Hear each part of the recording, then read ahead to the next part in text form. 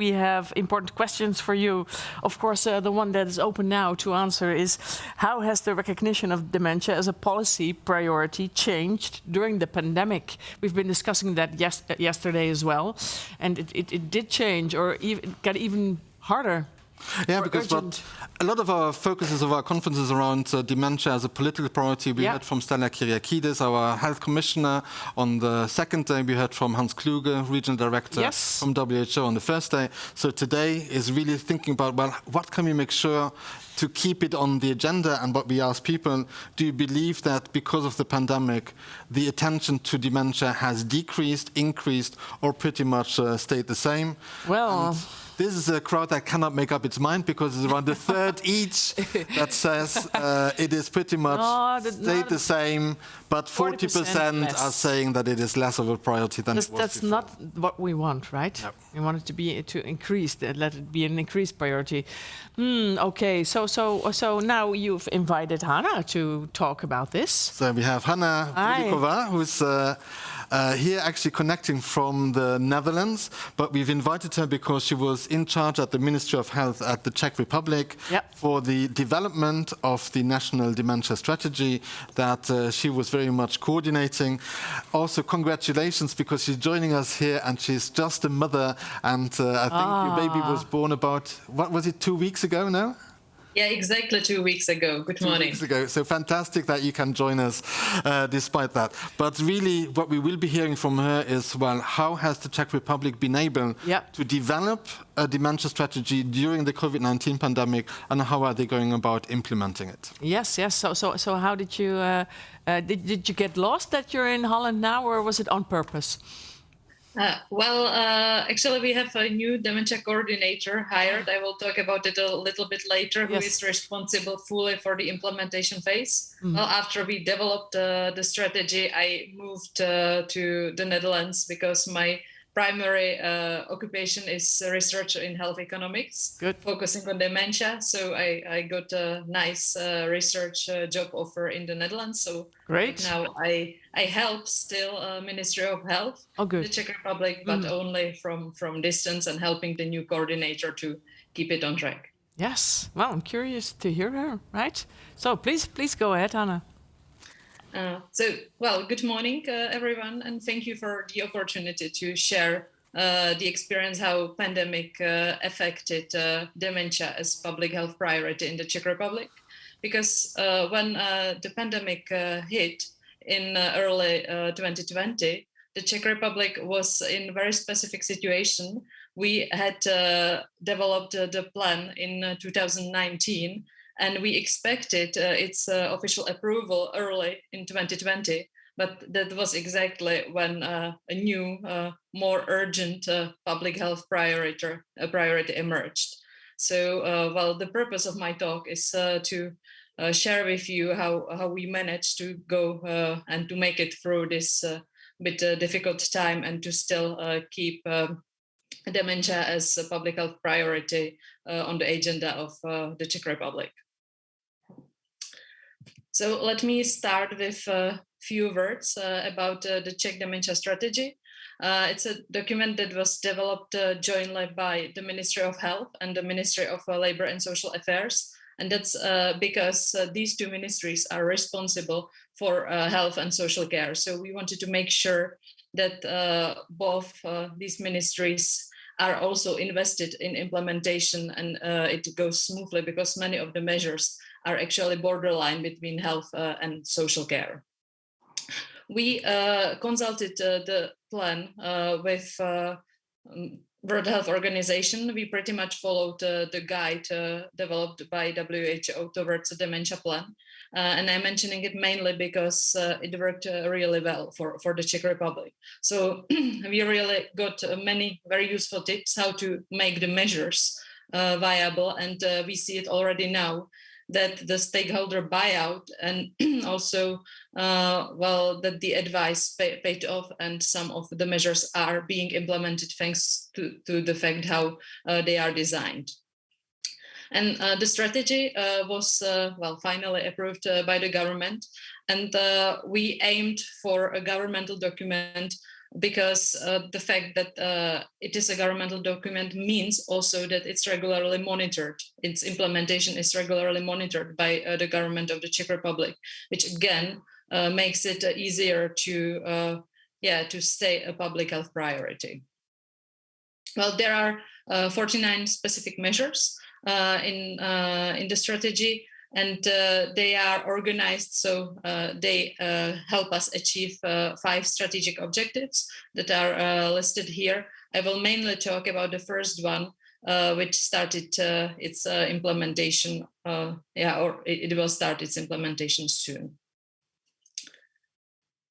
So, as mentioned, the strategy was developed already in 2019, and it was adopted only in February 2021, which you see is quite a large gap.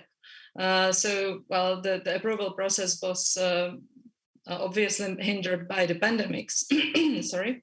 And well, the question for my presentation I will try to answer is what we did during this 2020 period to keep dementia policy on the table.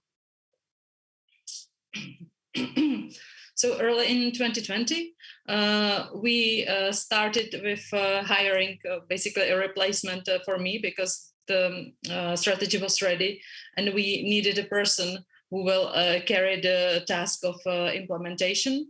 So that was the first task, and we found a very good person for this task. And I'm mentioning it because this is really important. As Jean-Georges already mentioned, it's quite difficult to keep dementia public health priority. It was difficult even before pandemics. And I think that the personal touch of the coordinator is very important, because it's quite often a case that we need to find ways how to secure funding, how to raise awareness about dementia. So I'm super happy that we found a right person who carries the strategy forward. And also what we did together was to secure funding for major projects in the first implementation wave, mainly for the projects regarding interdisciplinary guidelines and strengthening network of services. Well, because we managed to secure some funding, and well, funding is important in case of the Czech Republic, because there is no budget attached to the strategy. That wasn't unfortunately possible. So we fund the measures one at a time. So basically we need to find out for each of the 49 measures a specific funding. But we managed to do that for already some of them that are in the first implementation wave. And thanks to an incredible effort of the new coordinator, we already have some first projects that are being finalized now. We adapted guidelines based on WHO's risk reduction of cognitive decline and dementia document. So from next year, we are supposed to see some effort in prevention. And also we adapted iSupport. Again, WHO tool to help mainly informal caregivers. There are more projects being implemented, but I would like to talk a little bit about the interdisciplinary guidelines development, because this is a major task in the Czech Republic. We have some problems in communication between some specialists like neurologists who have their own guidelines, then general practitioners who are supposed to be gatekeepers of the system have their own guidelines how to manage care of people with dementia. And these guidelines are not always compatible. So thanks to our broad stakeholder platform, where all these basically groups, not only the neurologists and GPs, but also neuropsychologists and others were present, we decided that we want to develop interdisciplinary guidelines that would help to smooth the process of people from people being diagnosed till later stages of dementia, and that not only people with dementia and their informal caregivers are not lost in the system, but also not the professionals are not lost, because right now the competencies sometimes were not very clear. So we managed to secure funding for this large project, and it's supposed to start next year. And also there's already a funding for a follow-up project that will help to implement these interdisciplinary guidelines to make sure that we not only know how to manage dementia effectively, but we also have all the health and social care services ready for people with dementia and their carers. So this follow-up project is supposed to start in 2024. And how we managed to secure the funding in Corona time, when Corona was pretty much the main public health priority. It was thanks to the fact that dementia is not a standing alone public health policy. Well, although we have a separate plan for dementia, we also have an ongoing reform of mental health care in the Czech Republic. And the fact that we embedded dementia as part of this ongoing mental health care reform, and this wider public health policy that is by itself hopefully too large to fail, meant that it's really easier to stay on track and to stay on the agenda of the government and to secure funding. And not to talk only about pandemics from the perspective of the dementia strategy, I want to talk about one struggle that we had, and I think that it didn't work effectively, and hopefully if there is some situation like Corona in the future, it will work better, is that there wasn't any ministerial advisory group appointed when the pandemics hit. And that fact meant that we were not able to give specific advice how to adjust care for people with dementia during pandemic. And then we heard from care providers, but also from people with dementia, that this made it quite difficult, because everyone had to really fight their way through the pandemics. And what we would like to do is to appoint official ministerial advisory committee, which we wanted to do anyway to supervise the implementation of the plan. This committee will be based on our broad stakeholder platform that helped to develop also the dementia strategy. But right now we are making an effort that this group is basically flexible enough to also react to some topical issues, and to give recommendations to basically better communicate the needs of people with dementia and carers, both informal and formal, to the government, and also to communicate what government can do to meet the requirements of the broad stakeholders in dementia field. So this is something that we take into account and that we learned from the pandemics, because, well, that's bad enough that the pandemics is here. But if it came a little bit later and we already had this group, I believe that we could help more both people with dementia and people who are providing care to them. So this is something we will keep in mind while establishing this advisory platform. And well, this leads me to conclusion of my presentation. I think that there are two lessons learned. What helped in the Czech Republic a lot to keep dementia public health priority was that it's not a stand-alone plan, but it's part of a wider public health policy. Because, well, it might be difficult to keep only dementia on the agenda. But I think that right now, because we are kind of implementing 3 different strategies, one on mental health in general, one of suicide prevention, and one on dementia at the same time, they are also, together receiving funding, and that really helps. And the second message is that we probably need to establish very flexible advisory committee to help to communicate needs of people with dementia and carers. Because, right now there was unfortunately no specific advice during the corona pandemic to help people with dementia and carers, to accommodate their needs better. So this is the end of my presentation. Thank you for your attention. And thank you for your presentation. It's very interesting. Franca says congratulations on the birth of your child, but that's a different subject. We asked you the question, and if you didn't answer, please do. Does your country have a national dementia or Alzheimer's strategy? So for now, we have 52% saying yes, but concrete actions and budget are missing. And only, a third of our viewers say that, yes, they have a strategy and it is being implemented effectively.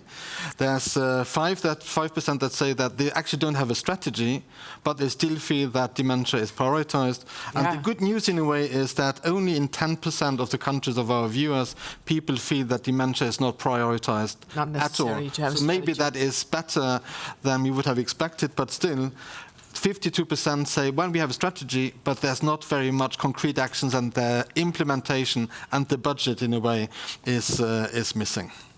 What do you think about that, Hana? These results? Well, I think that it's pretty much in line with what we experience in the Czech Republic, mainly the budget issues. Yeah. Quite often the government or the ministry is willing to give space to dementia strategy and to some specific measures, but they are not willing to give you a large amount of money and say, do what you want with that, implement the strategy. They rather say we need to see each measure at a time and to decide from what source to fund it. So, and that's why I also mentioned that it's very important that you have a specific person who is responsible for the implementation and who kind of knows what the funding options are.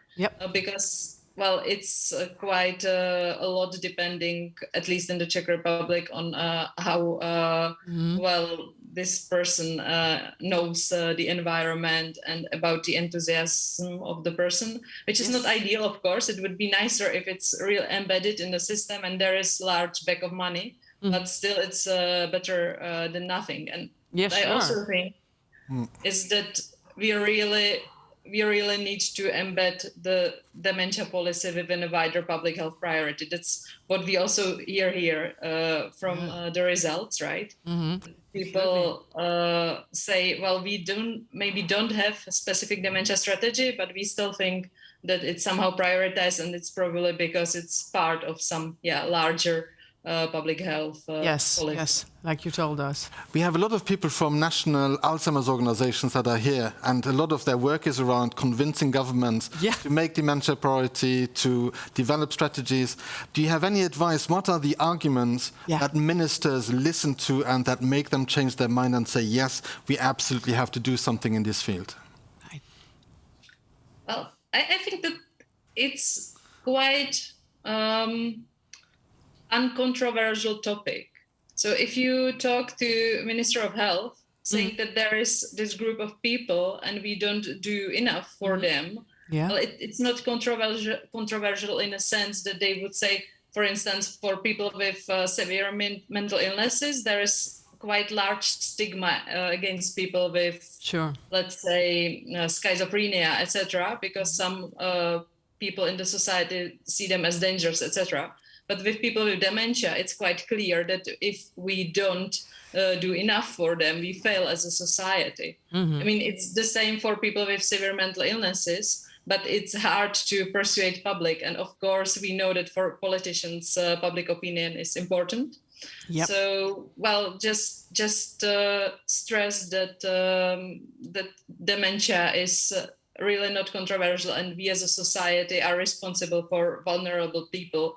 Yeah. And people living with dementia are really the group that needs our attention to make their life friendlier in society. So you need to find a soft spot to influence public opinion, and then policymakers will, okay. And besides the soft spot, there's also the hard spot, because I think you're a health economist as well. And as a health economist, it is also making the economic argument, if we don't invest now into better services, we will have even more people in the future.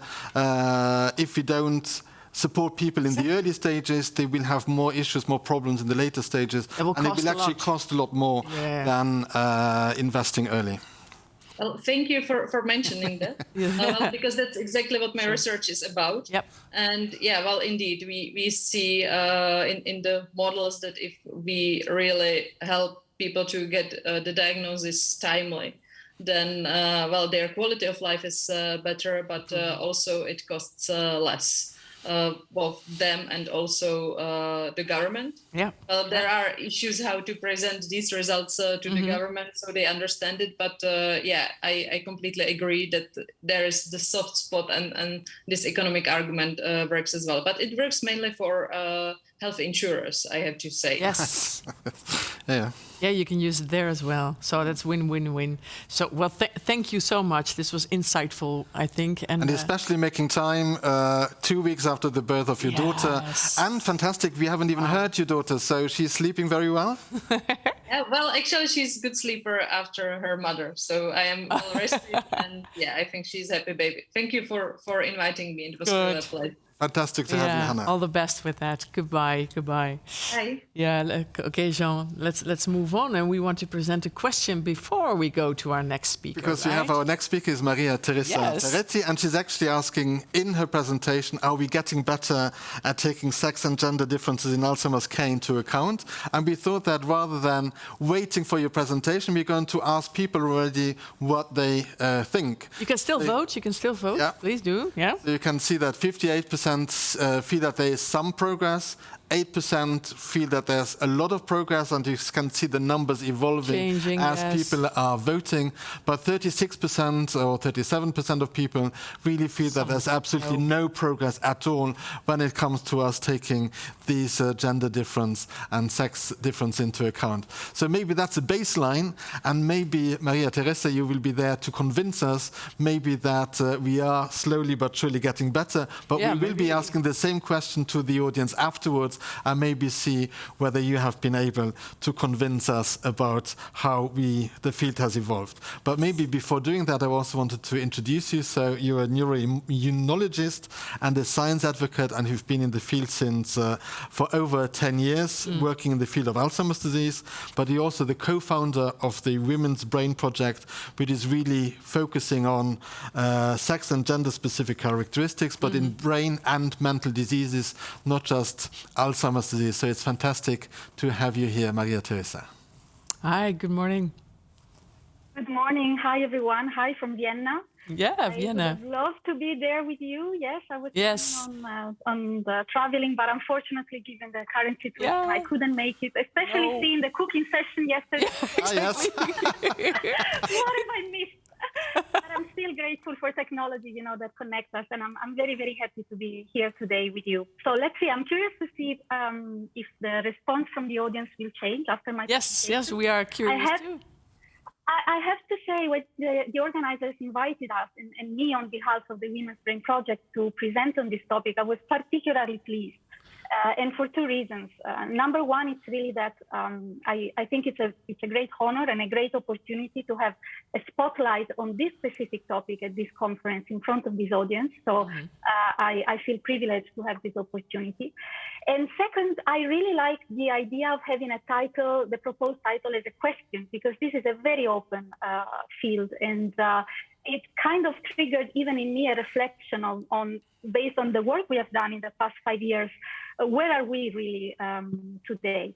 And so what I thought of doing today is really basically showing you my very personal reflection on what happened in the past 5 years, where we are today, and what are the challenges for the future.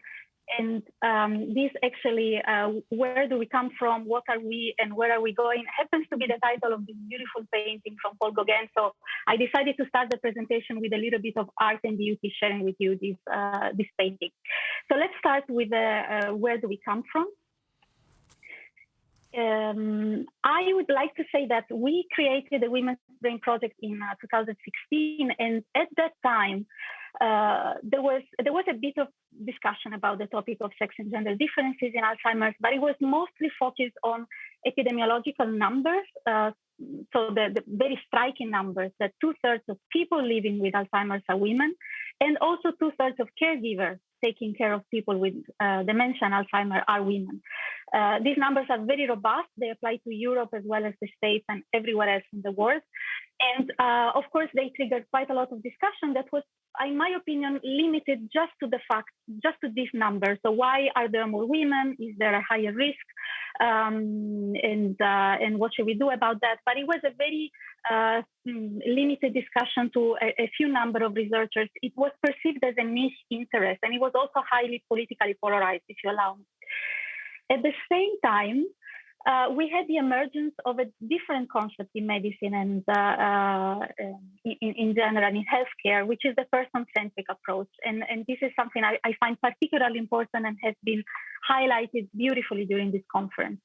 So I can say in the past 5 years, maybe even more than that, we have been seeing emerging this idea that the patient should be at the center of the healthcare process, should be a protagonist of even the research process, the policy decisions, prevention, and care. So the solutions should be designed around the person living with the disease. And this makes me think of the Vitruvian man with the circle and the square design around him. Because they can't be just decided on behalf of the person, but have to be actually co-designed and co-decided. So patients become subjects. And this is important to note that it's happening both at the biological level. So we have to understand that individuals are not all equal because of their biology, and this applies to precision medicine. But also health is not just biology, it's also socioeconomic factors. And also from that point of view, every person carries a special situation, a special need. And that's when we started to talk about personalized care. So putting these two things together, there was actually a movement that started to realize that the individual experience of a person with a disease, and of course also the caregiver, it's also affected and impacted by sex and gender. So we have to look at the specific need of a person living with a disease, and the specific needs will be different if this person is a man or a woman, or according to sex and gender. And this is according to the WHO. Both sex and gender are determinants of health. When we talk about sex in this context, we are referring to differences between men and women that are conferred by the expression of sexual chromosomes. In the vast majority of cases, XX and XY, but there are exceptions, and actually we should start studying them.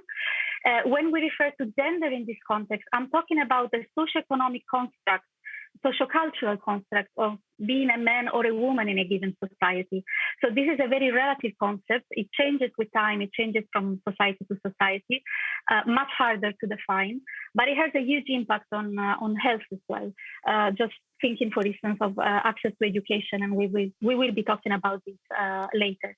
So the point here is that the type of diseases you will get, the access to healthcare that you will have, and also the response to the treatment that you will display will be different if you are a man, a woman, and of course, even more complicated in the LGBTQ+ community. And this is something we are just starting to look at. So that's why we created the Women's Brain Project in 2016. Just one slide to tell you in case you're not familiar with this organization. This is a non-profit organization based in Switzerland. It's composed largely by scientists, but it works in collaboration with a number of stakeholders, including people living with various disorders, their caregivers, policymakers, academics, companies, and so on.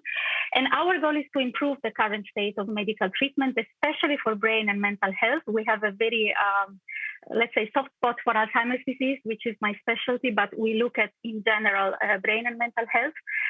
towards precision medicine and personalized healthcare. And we think that just by highlighting how different can be the experience of men and women can be the gateway towards precision medicine. So can start a whole conversation about how important are these individual needs.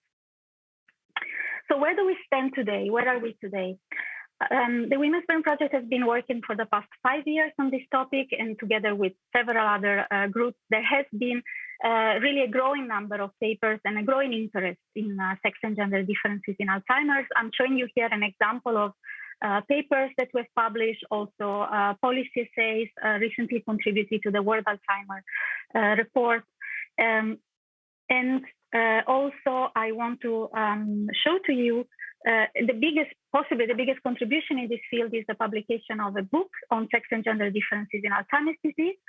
If you're interested in this topic, I really refer to this book because it's a very comprehensive resource that covers basic science, clinical science, and socioeconomic science.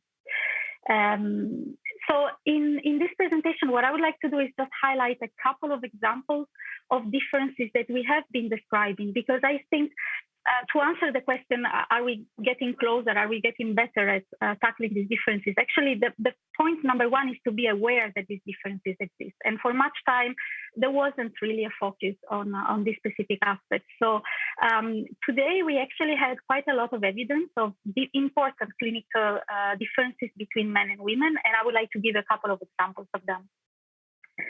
This is an example of our own work, a paper we just published in JAMA Open Network, looking at clinical trials, women representation in clinical trials for Alzheimer's disease. This is a systematic review with and meta-analysis. We asked the very simple question: if women are 2/3 of the population of people living with Alzheimer's disease, is this reflected in the population that is enrolled in clinical trials? And the results of this study actually were a bit surprising to us, because on average, this is not the case.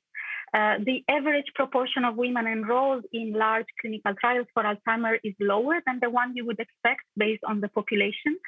And we have been analyzing determinants of this proportion. There are geographical differences. And we also noticed that past clinical trials, the clinical trials that led to the approval of the 4 drugs currently used for Alzheimer's disease, actually in those trials, there was about 65% of women enrolled. And it's more in the more recent trials that we are seeing these low numbers. So we are just putting the numbers there. But of course, we need to have a conversation about this, because it's similar to what is observed also in stroke, with elderly women not sufficiently enrolled in clinical trials. So we might have barriers, especially to elderly women, to access clinical research and clinical trials. There are a number of potential reasons for that. I'm happy to discuss if anybody has questions, but it could be due to the lack of a caregiver, or it could be due to unintentional inclusion and exclusion criteria that tend to exclude more women than men. But I think this is an important topic to discuss, because it is an important, in this case, gender difference that we have to work on to ensure equity. Another aspect that I like to highlight is related to modifiable risk factors for Alzheimer's disease. And it doesn't happen very often that I can present a slide and have actually the author that led this work on the same panel. So I'm actually very honored to have Professor Livingston here. This slide is really just to highlight that we know there are modifiable risk factors for Alzheimer's disease. We also know that these risk factors can be different between men and women. In 2 ways. So some of them, the ones I'm highlighting here, for instance, less education and depression, happen to be more common in women. So these are risk factors that apply to both men and women. They just happen to be more common in women. And I think it's important that we are aware of this and we tackle this. And then there is also the issue of risk factors that can have a different impact on men and women. Some of the cardiovascular risk factors, we are starting to gather evidence on that. And on top of that, at the research level, we are also looking into sex-specific risk factors. So, for instance, factors that are linked to the exquisite reproductive biology, especially in women, like the pregnancy, exposure to estrogen, hypertensive complication during pregnancy, and so on. And so all this to say that we are starting to gather evidence that risk factors might be different between men and women. And if we want to, for instance, calculate a personalized risk score for a person, or we want to tailor strategies of risk reduction for that individual person, if that person is a man or a woman will make a difference. So we have to consider this. And it's still remaining on the clinical side of things. I'm particularly interested in these findings from several cohorts, but particularly strong in the ADNI cohort, indicating that women diagnosed with mild cognitive impairment decline faster than men, twice as fast, according to some studies. And this is specific to MCI due to AD. It's not MCI in general. This, in my opinion, has really big implications. For instance, designing a clinical trial, the progression of the disease is going to be different in men and women. And even just thinking of how to support families that have a person with Alzheimer's disease, the prognosis will be different if it's a man or a woman, and we should start looking into specific and tailored measures. And there is also evidence rising in the literature that actually what happens is that women are diagnosed later with MCI because they are particularly good at masking early impairment. And so most likely women are actually, when they are diagnosed with MCI, they are later in the disease trajectory. And that's why then after the diagnosis, they decline faster. So all these are extremely relevant topics for a personalized and more precise diagnosis and prognosis. And finally, a word about gender, and in particular for caregivers, because I told you that 2/3 of caregivers are women. And again, for a very long time, that was the only aspect that we would be talking about. But actually, it's not just about the numbers. It's also about the experience of being a caregiver. Being a man or a woman will make a difference. There are several chapters in the book we edited about this, and I'm showing you an extract of one of the chapters here. I refer you to the book for more information. We know that women in general tend to spend longer hours and invest more energy in very also physically tiring jobs of really taking care of their family member. And as a result, they tend to be more affected by depression and in general their health. And they use more emotional focused strategies. While in contrast, we also know that men in the same position tend to be more accepting of their role, and also they're more able to ask for help when they need it. So just indicate, and this also applies when it's not the spouse, but it's another member of the family, man or woman. So just indicated that the strategies and the needs of a caregiver are also affected by their gender. And this goes, as you can imagine, even beyond being man or woman. And it's just that we have barely data to look at men and women, but at some point we will have to start looking at the gender continuum as well. So we are starting to have evidence. We have the data. We're starting to quantify the problem or the occurrence of these differences. So what should we do from here? So I think this is the crucial element. Once we have identified the problem and once we have raised awareness on a problem, we can start tackling it. So what is the future? I would just like to share with you a project that we are working on that I think will move us a step farther in this process. Because what I think we need to do is to start integrating this understanding of sex and gender differences in the AD care pathway for both the person living with the disease and the caregiver. And so what we are planning to do in a project that we are launching, Women's Brain Project is launching together with Alzheimer's Disease International and Charles River Associates, and we're exploring with Alzheimer Europe as well, is actually a study where we will exactly quantify the impact of sex and gender throughout the journey, the care journey, starting with the preclinical phase, the onset of the first symptoms, what these first symptoms are, when the diagnosis comes, how timely the diagnosis is, the experience of stigma, because even the stigma can be different, especially for elderly women. There is an additional element of stigma as compared to everybody else. Differences in treatment, and also the support that families need. So we are going to collect this information and generate this pathway for men and women. And based on this information, I think we will be able to come up with specific recommendations of how to integrate these differences to optimize the pathway and the journey of families confronted with Alzheimer's disease. So stay tuned for more news in the future. And this is my slide with conclusion, just to say that this sex differences, so biological clinical differences have been described. There are also important socioeconomic differences linked to gender, so meaning your role as a man or a woman in the society. And I see these differences as an opportunity to, and so they should be actually leveraged, studied and be leveraged for more personalized care pathways, which include both precision medicine and personalized care. And I would just like to thank you for your attention on behalf of the whole team, and I'm very happy to take questions. Thank you so much, Maria Teresa. We have questions and comments for you, and Jean was nodding all the time. It seems like you've known this and noticed this. Now, also, I'm really familiar with the work of the Women's Brain Project. Yeah. I'm really in admiration in a lot of the kind of work that you've done, and also drawing attention to maybe also still an understudied phenomenon in our field. Yeah, and apparently. There's a reason why we invited her. Yeah, exactly. Today, so that's been said. Thank you. A person-centric approach and personalized care remain the core of dementia care, so they agree. And somebody says gender inequality in health education is historical in research as well. I recently learned, I don't know how you feel about that, that it maybe started with researchers feeling uncomfortable examining or researching with female patients. Do you think that might be true? There is a historical bias in medicine at large. Let's say that the textbook of medicines are based on a male model of health and disease.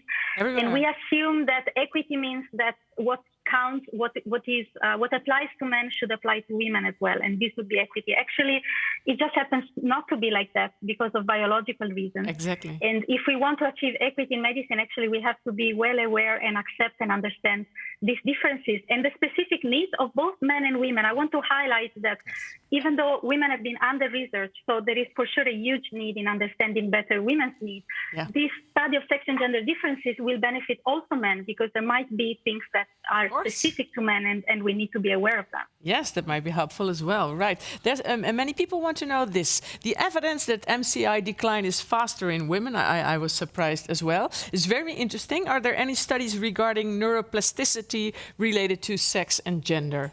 Marina wants to know. Thank you, Marina, for this question. I also find it very exciting. And on neuroplasticity, not as robust, what I want to mention as a potential underpinning, let's say biological underpinning of this, is actually tau pathology. So tau being one of these two hallmark pathologies that affects the AD brain. Tau pathology seems to be higher, so more heavy in women's brain, and particularly robust, the finding progress faster in women. And this also is reflected in some studies showing faster brain atrophy. So there is something at the biological level that shows that somehow with the same pathology, women's or female brains might have a faster progression of pathological of the pathological cascade starting with tau. Yes. But it's a very open field of investigation, and I'm actually hoping to inspire some scientists in the audience, to that pick they it will up and help us. They will proceed with this research. Yes, that would be lovely. Well, one more then, connecting it a little to the segment we had before. Thank you for this presentation. Is there any research regarding gender fluidity and dementia rather than focusing on male and female? Thank you. This is such an important question. And I was also absolutely amazed by the talk by Patrick. And it's so important to start looking into that as well. Just the problem is that it was already hard to find data on differences between men and women to start with, So we thought that it was a good approach to start with this very big division because it's relatively easy. And we realized that there are very few data on that. Imagine, it's really hard to find data on the gender fluid I can imagine aspect of the problem. So again, a call to action to all researchers connected right now and also the communities that we need to look into this. We need to collect more data. We need to start having registries.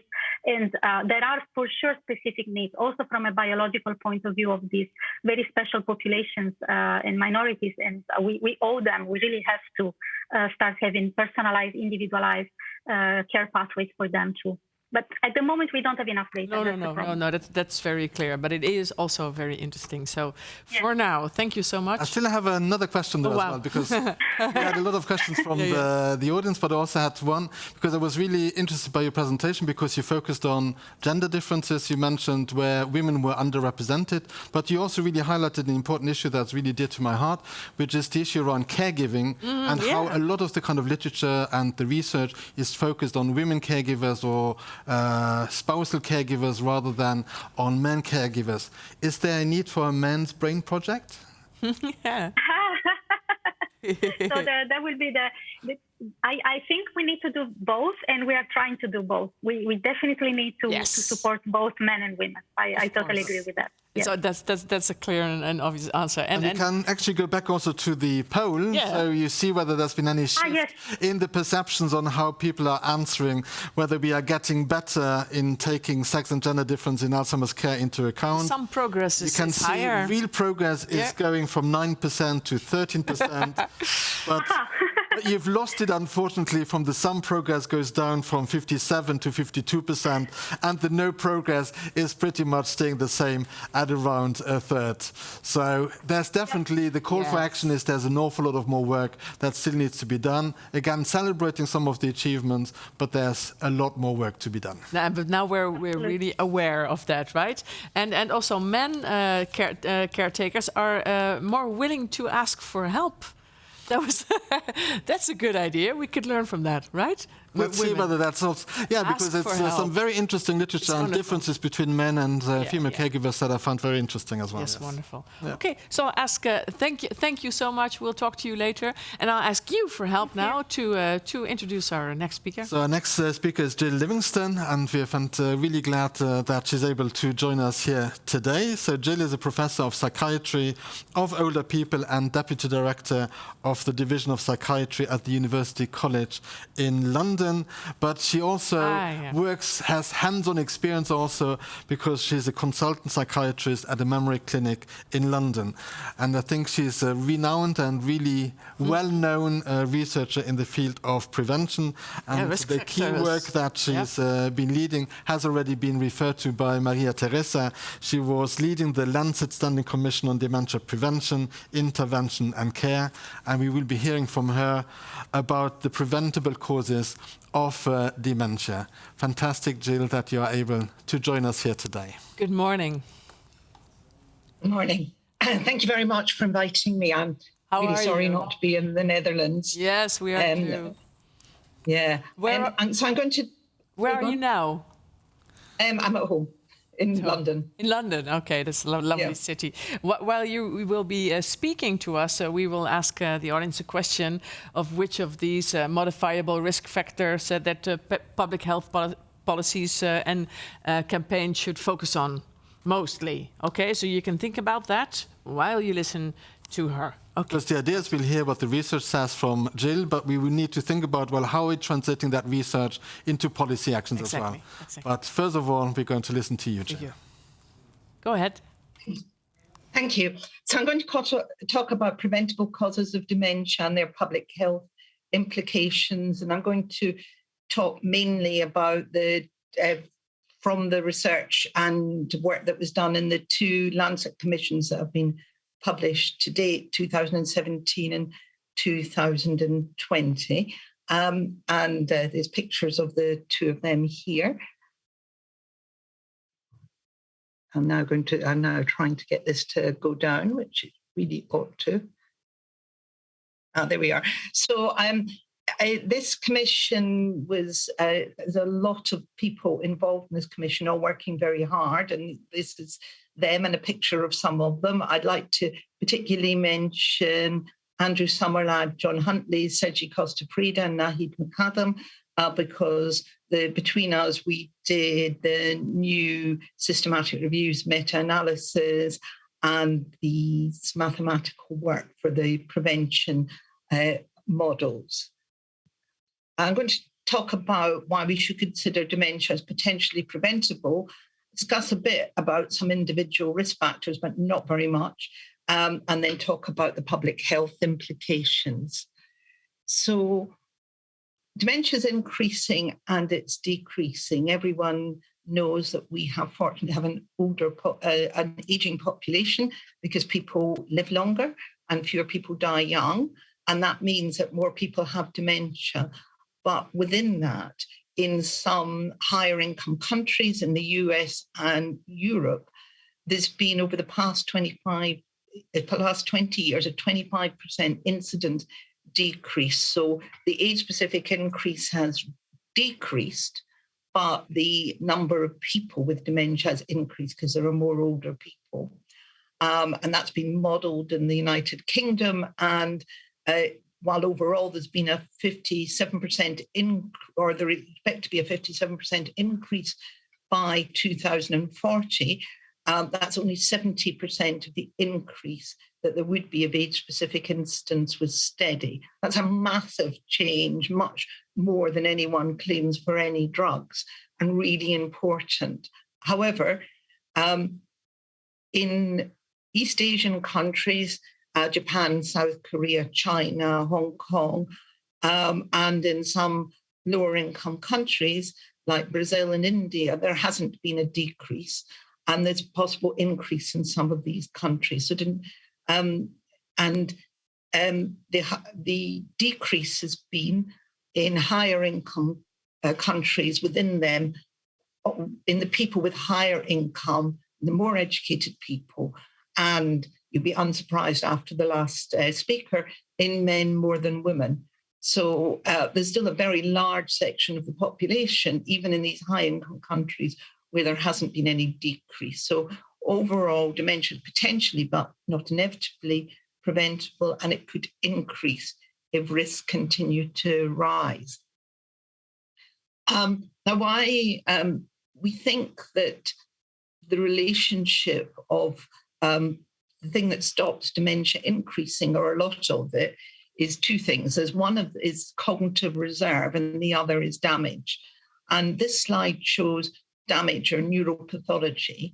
And if you look at the bottom left-hand corner, the neuropathology, as you would expect, the more neuropathology on average, then the more people are cognitively impaired and the worse their dementia.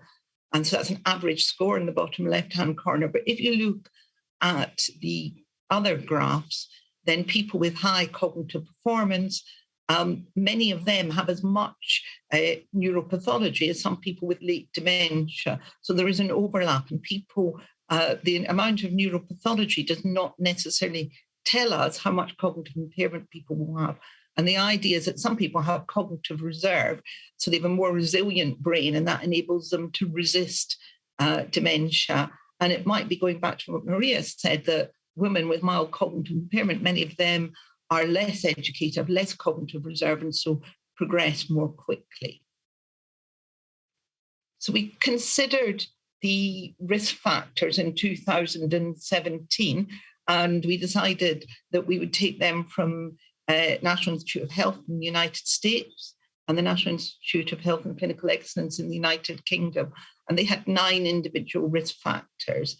And then for the 2020 Commission, we discussed which ones we should add. And our criteria was that there was consistent, convincing, biologically plausible evidence. And we added traumatic brain injury, and we didn't add pollution. We added pollution, and we didn't add, and we added alcohol, but we didn't add sleep.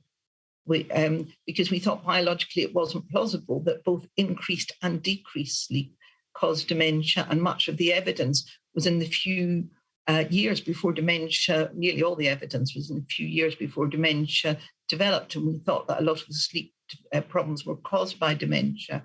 And we didn't add diet because there was no particular element, and the evidence was inconsistent. So that doesn't mean we don't think that they are important. It just means that the evidence was not good enough.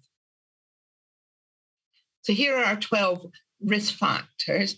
And I have highlighted in yellow the ones that you could really make a difference in public policy. And I think it's quite possible that the other 2, you could also make a difference, but they're not quite so obvious. So 10 of them, I think that public policy could really, it's quite obvious how public policy, or obvious to me, how public policy could make a difference in them. And these are less education, peripheral hearing loss, hypertension, obesity, traumatic brain injury, excessive alcohol, smoking, physical inactivity, air pollution, and diabetes. And I'll keep talking about this. So to do our work, we calculate the population attributable fraction for each of these. That's a fraction which is theoretically preventable by eliminating the risk factors. And it is the relative risk. So if something is more of a risk relatively, then it's going to have a higher population fraction times the prevalence of a risk factor. So even if something's quite high, if it's extremely rare, it's not going to make a huge difference in the population. So it matters how much the problem there is in the population. We used all-cause dementia, and we used international data, and that's important. So what I'm saying is for the whole of the world together, but it's not. It may be different and is different in individual countries and individual groups. And as again, we know there are others. This is just 12 risks which we thought the best evidence. And then people are not like lab rats. They don't have one risk. They cluster together.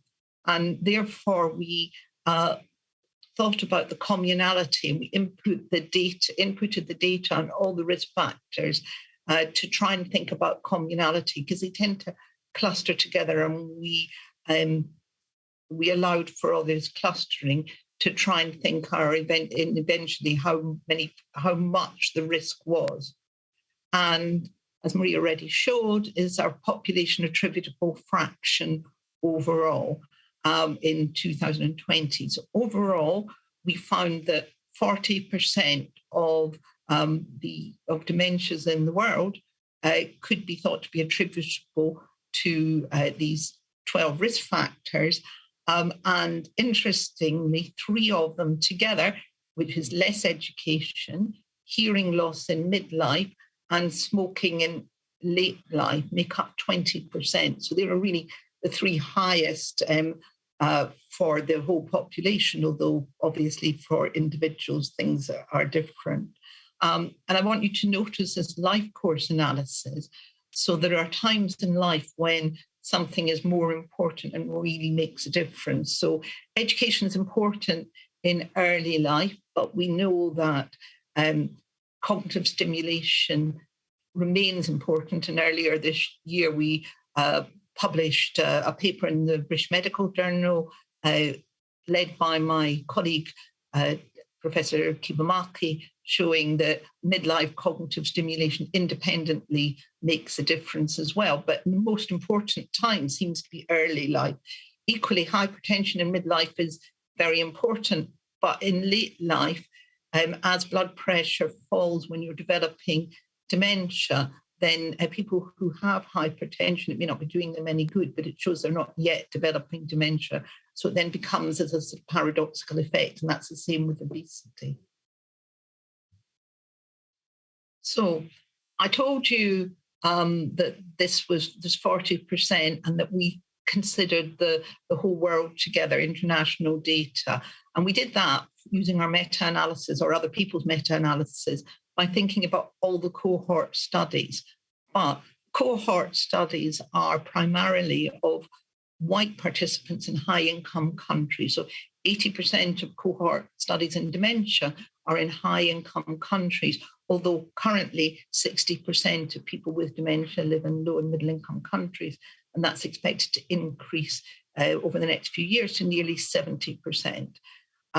Risks vary between countries, and because people live in different ways, and they also cluster around inequalities.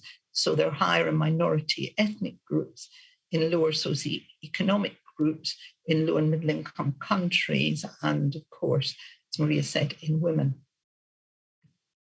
So this is a study that we published in Lancet Global Health, using the 1066 study.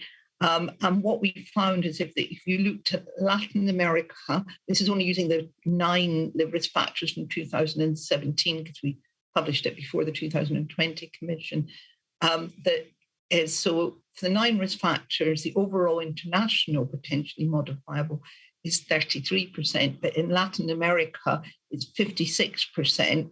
In India, it's 41%, and in China, it's 40%. So risk factors vary between countries, and the potential of making a difference also varies between countries. And even within countries, this is a paper we published from New Zealand, the different ethnic groups have different risks.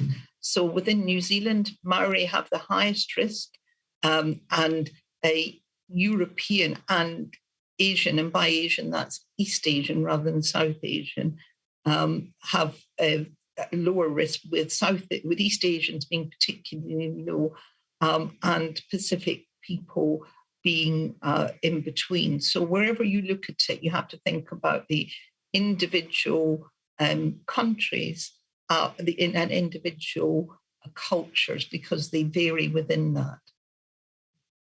So what changes need policy? Education is really important, primary and secondary education for all children, and that's girls and boys both need education, preferably at least till aged 18 in all countries. And that education may not necessarily continue to be in school, it can be in training, but they require it. Hearing impairment is the biggest risk factor, and to consider prevention, loud noises in young, the stigma of hearing aids, because the evidence is that from cohort studies, people who use hearing aids do not have an increased risk. It's very interesting that hearing aids are stigmatized as being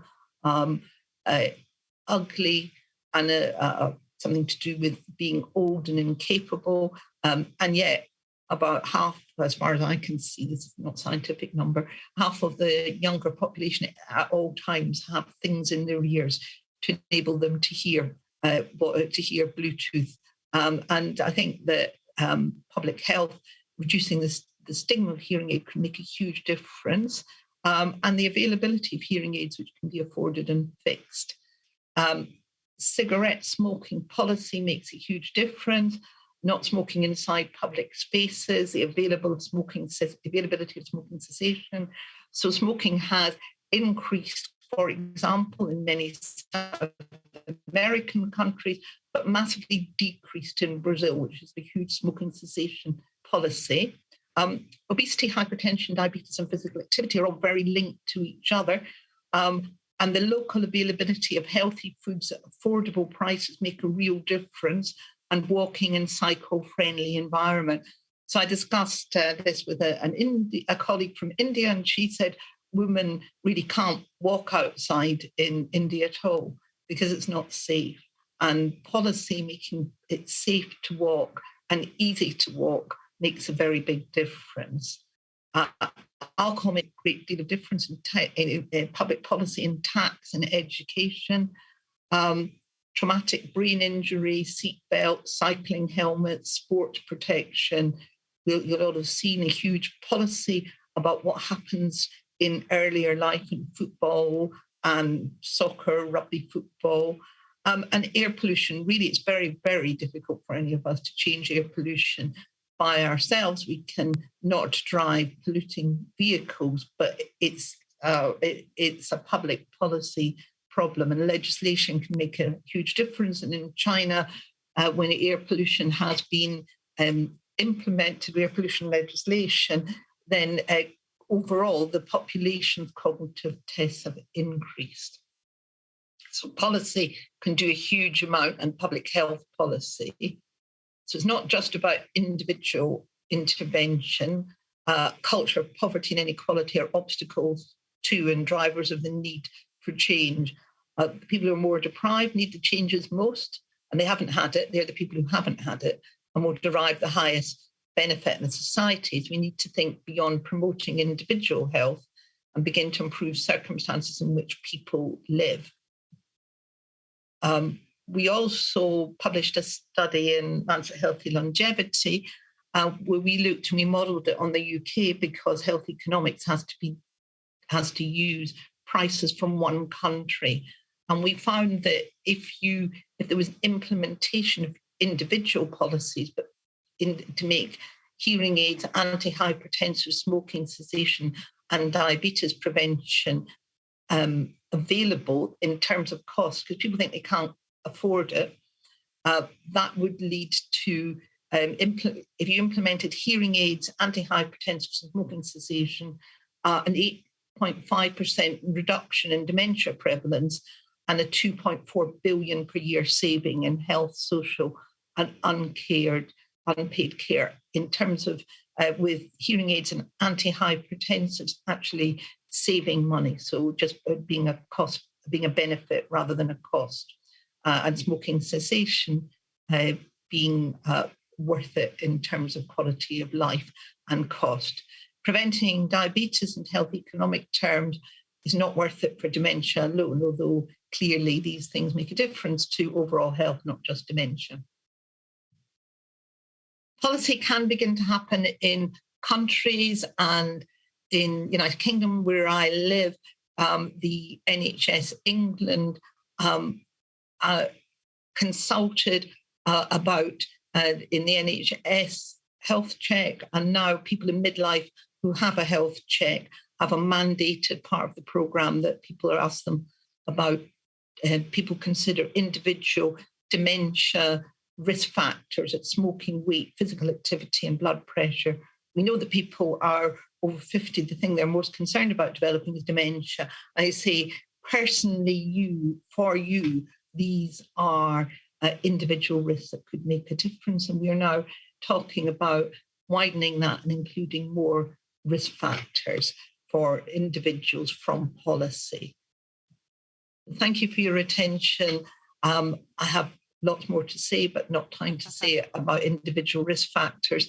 And I look forward to see what people think about their 3 favourite public health risk policies. Yes. It's very interesting to see that there's one that's not been mentioned, not by you, not specifically. People say social isolation. That could be a risk factor that we should keep an eye on. Yeah, I did mention it, and it's very, very important. And we've done a lot of work in social isolation. I think it's less easy to mandate in public policy as a reduction, and that's what I was asked to speak about. But I think it's extremely important, and it's one of the 12 risks. Okay, good. And one more question: the role of pesticides. Like in Parkinson, it's been now it comes up that it does influence Parkinson. So how's that in dementia? I think we don't know apart from as part of air pollution. So when we looked at air pollution, it didn't really matter what you polluted with. Not only air pollution. It had the same effect, but we don't know about a specific, say, Alzheimer's toxicity yet. There's still quite a lot more to learn. We're not there yet. Yes. Also, a very quick question from my side, because the conference was very much targeting and talking about the impact of the COVID-19 pandemic. Will there be potentially a shift in some of these risk factors, or will some of these risk factors be impacted even more because of the COVID-19 pandemic, like depression, physical inactivity, and so on? Absolutely. What's your opinion on that?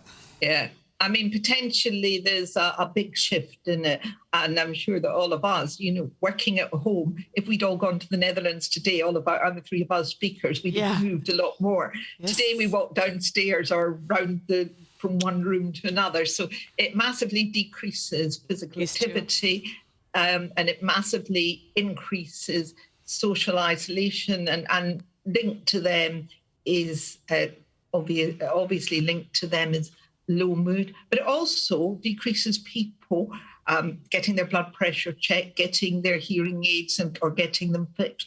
It impacts on everything. We all hope that it will end soon, but There has been a massive impact. Yes, and it shows in the results what people voted for. So let's bring back Maria, Teresa, and Hana, please. Hi, there you are. So, well, Jean, when we've listened to these three wonderful speakers, there is so much to prioritize. Yeah. It's hard to decide all these risk factors, but also sex and gender and sexuality and policy and funding, and wow, where to start? Because maybe one of the questions I would have for each one of you, there's people are often asked, what's your kind of elevator pitch? Let's imagine you're in the elevator with a minister. You have 1 minute. You have to convince that minister that what you want that person to do. In that 1 minute, what would be the kind of key message that you would want to get across? Last sentence of the elevator pitch, not a whole minute, yeah. What would that be? Maybe Maria Teresa, if you want to start. I have the toughest job, you know. You don't have to talk for a minute. You can just say what the key message there would be. But, I'm thinking the type of message that I would give to a policymaker like that. And for me, something that is very important is to empower patients and people living with certain conditions. So my message would be that individuals are not all equal. We have differences, we have specific needs. And if we want to find solutions, we have to study these differences and we have to educate people as well to their own specific risk factors. So we need to put the patient at the center, again, going towards the person-centric approach in diseases. I think that's the main one. We're not all equal. That's good, huh? Okay. No. Over to Hana. How will you convince your minister? Well, for us, now we are in a stage when we really need to make the implementation step. So I would probably tell him that we need to make sure that we don't have only a good plan, but we also see the consequences of the plan. So the vision that we want to help patients and their informal caregivers and professionals to have better lives is really important. It's not just that we tick the boxes that we implemented something, but we really see the difference. Yes. Absolutely. And over to Gill. I'd say that people are the illness that people who elect you are most worried about is dementia, and everybody is affected by dementia. Their family, somebody, your parent, your grandparent, your aunt or uncle, you or your spouse will be. And now there's a massive amount of things that can be done to prevent it.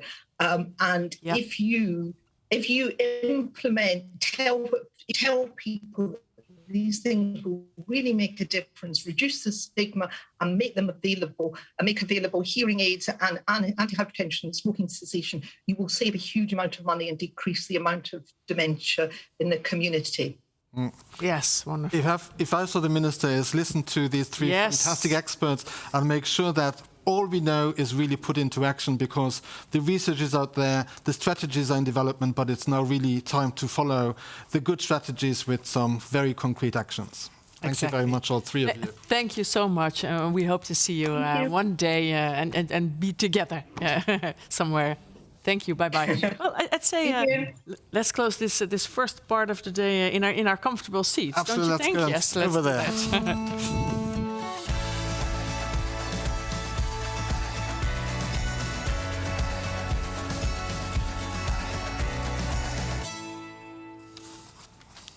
that. Yes. Well, people are commenting. That's nice. Mira Vernooy, yes, she says that social isolation can be addressed by raising awareness of the detrimental effects of stigma, positive effects of social engagement for brain health. Yeah. Social engagement is healthy. And I think it was really good to hear there's an awful lot that can be done and that should be done. And why are not governments doing more than they are currently doing? Yes, if they think long term, they should. Right, because we know that it's increasing, and then people are getting older also, and and there are so many specific things that can be done. Yep. It's quite clear where to start. No, the research is there. We know what to do. It's just a question of implementing a lot of these good ideas and strategies. Yes. Also, I've seen on Twitter an awful lot of people have been commenting about Patrick's keynote lecture and how impacted they were and how they admired him for his courage to do his coming out in a way in front of us and sharing his experience, and how we really need to make sure that we treat every patient as an individual person rather than as a group of people. Yes, and he's there to help. He said many times. Yeah. So please keep on telling us what you think. You can do that in the platform, and you can do it on Twitter, etc. So today, what will today bring? What would you say people should do? Well, again, they have the choice of 8 parallel sessions, so there's an awful lot of choice that you will have. Yeah. At lunchtime, not to forget the yoga, so you still have time. 12:10, yeah. You still have time to actually join the yoga session, so that's absolutely something that you should be doing. And if you register, you also have the chance to have a free registration. Yes, again, year, huh? absolutely. This time, because we're not going to say who is the best yoga person, but it's basically looking at, we're going to draw somebody, and Kim, that might be something that you could do. Yes. The lucky winner will also, again, get a free registration for next year's conference. Then we also have 2 lunchtime symposia. We have Biogen and TowerX Therapeutics that are sharing some of their research and findings. Should be very interesting discussions. And then, of course, this evening, we have our last plenary session, and we focus so much on COVID during the whole conference. What we really want to do in the last plenary session is having a discussion what should be the priorities of our movement after the pandemic, maybe getting to what we had hoped for, moving beyond that pandemic and seeing what our priorities should be. Yes, very clear. So, and that's wonderful. I'd say let's listen to some music, don't you? Really looking forward to because that. Because they are there again, Stefan and Stefan and Elwin, and please take it away. Thank you so much. Hey, all right, everybody. Yeah. There's a lot going on in the world today. Yeah. And we need to be aware, pay attention, to give each other the care we need, support one another. Yes, that's right. Mother.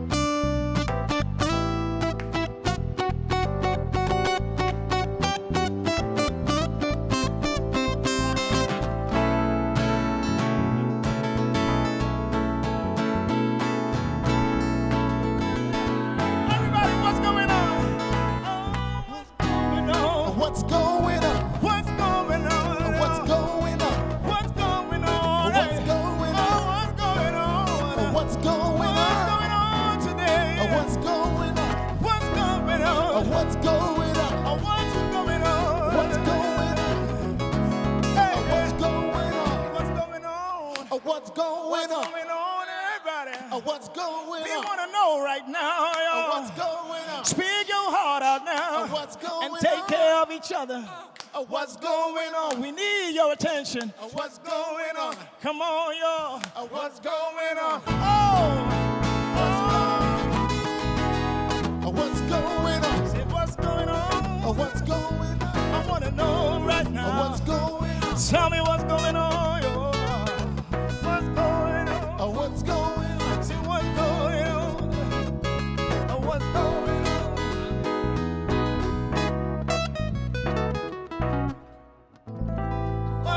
on?